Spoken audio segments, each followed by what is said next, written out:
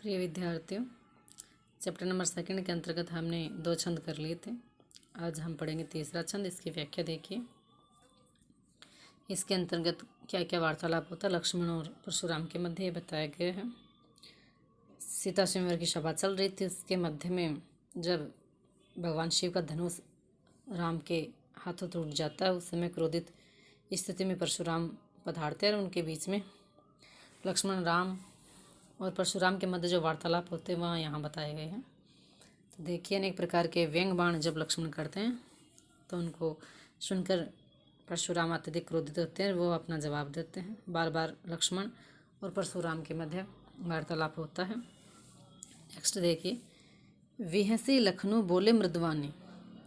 अनेक प्रकार के बड़बोलेपन सुनकर किसको हंसी आती है? लक्ष्मण को। विहसी यानी हंसते हैं।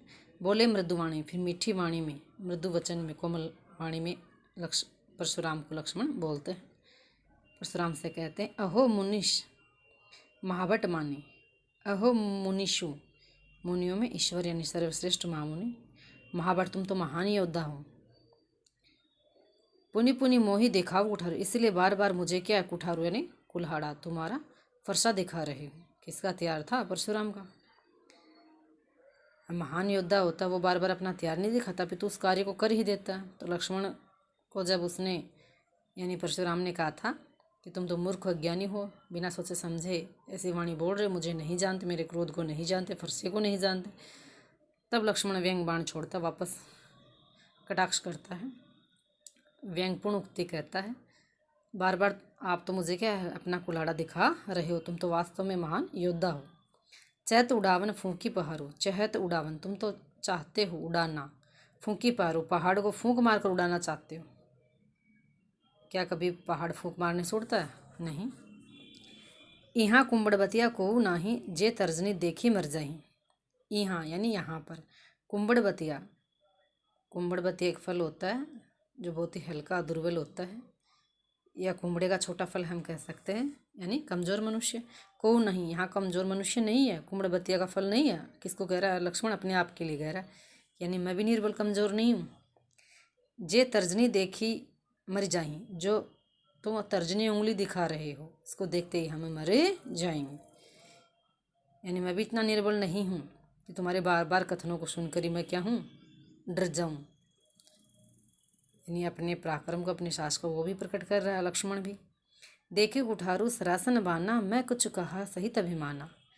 भृगुसुत समझी जनेऊ विलोकी, जो कछु कहू सहो ऋष रोकी।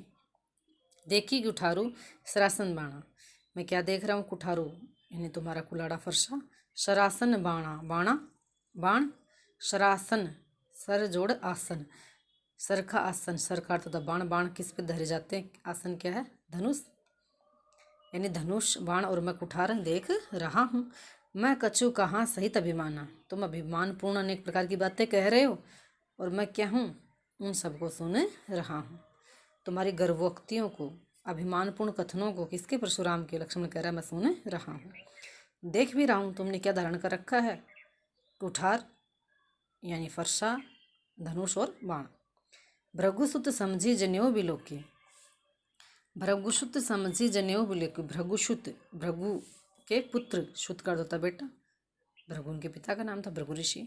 समझी जनेऊ बिलोकी, मैं तो क्या हूँ? भृगुवंश के पुत्र, आपको समझ रहा हूँ। जनेऊ बिलोकी, और तुम्हारे गले में जनेऊ भी यज्ञोपवीत जो पहन रखा वो भी देख रहा हूँ, यानी तुम कि ब्राह्मण हो। जो कछु कहूँ सहो ऋष रोकी, यानी मैं समझ गई हूँ आप ब्राह्मण हो। और ब्राह्मण जो कह रहा है, जो कछु कहूँ, जो भी तुम कुछ कह रहे हो, सहो ऋष रोकी, ऋष यानी क्रोध, मैं अपने क्रोध को सहन कर रहा हूँ, रोक कर उसे सुन रहा हूँ। यानी आपकी बातों से मैं भी क्रोधित हो रहा हूँ, लेकिन मैंने भी क्या कर लिया? अपने क्रोध को दबा लिया है। क्या जानकर? कि तुम ब्राह्मण हो। तो ब्राह्मणों पर लक्ष्मण क्या कहना चाहता? हम हाथ नहीं उठाते, उन्हें नहीं मारते। ब्राह्मणों को हिंदू धर्म में सम्मानित पदवी दी जाती है, उनका मान सम्मान किया जाता है, उन पर हाथ नहीं उठाया जाता, ये बात कहना चाहता लक्ष्मण।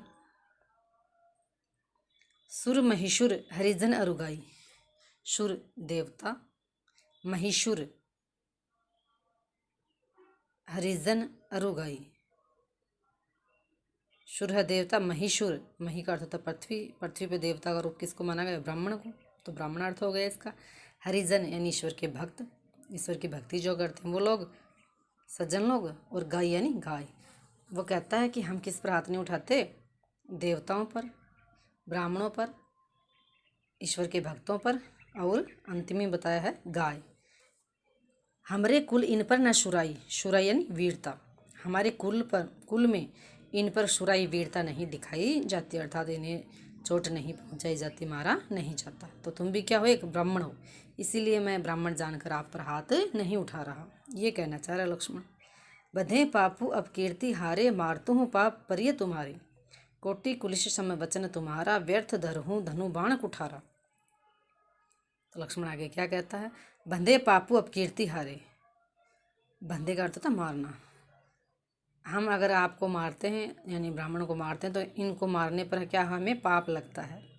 अब कीर्ति हारे, और इनके हाथों से अगर हम हार जाते हैं तो हम संसार में हमारा अपयश भी फैलता है।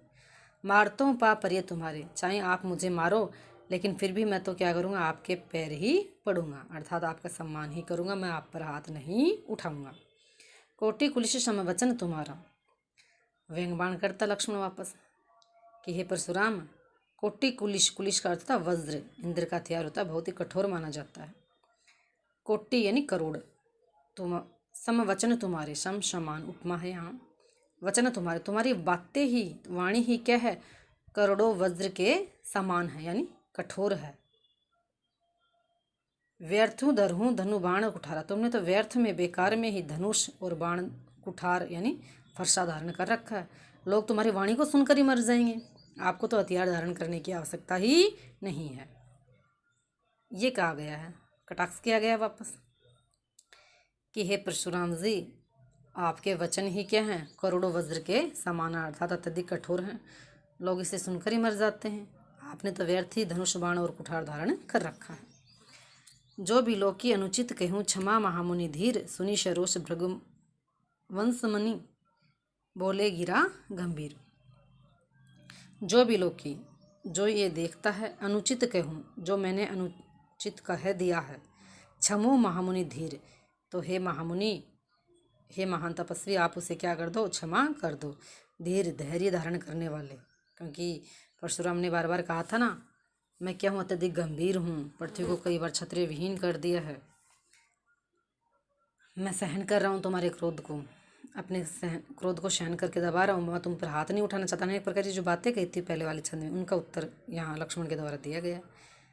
जो भी लोग अनुचित कहूँ, क्षमो महामुनि धीर, हे श्रेष्ठ मुनि, महान मुनि, जो कुछ मैंने अनुचित कह दिया है, मैं क्या कर रहा हूँ, धैर्य के साथ आप उसको क्षमा कर दो, मैं आपसे क्षमा मांग रहा हूँ। सुनी शरोष, सुनी सुनते हैं, शरोष क्रोधपूर्ण, कौन, परशुराम।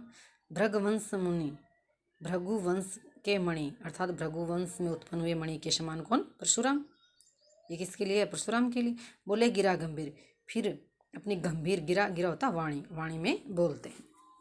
क्या बोला वो नेक्स्ट छंद में बताया है, तो देखिए वापस एक बार व्याख्या के रूप में देख लीजिए।